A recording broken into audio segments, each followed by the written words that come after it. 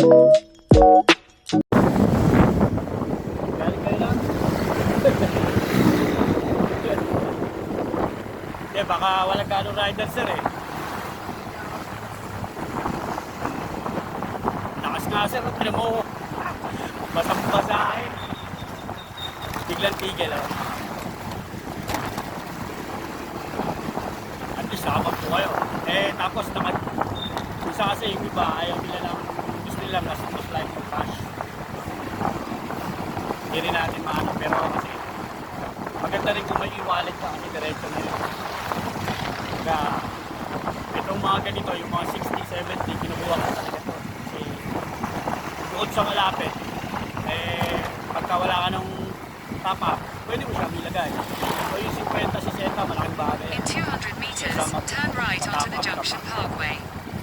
Pagka naka-steady lang siya dyan. Kaya nailangan mo, pwede mong i-transfer to top up.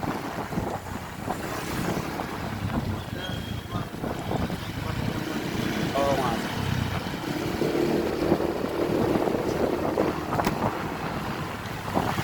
Take the next right onto the Junction Parkway. Hindi pwede sir, kailangan lagi may panukli eh.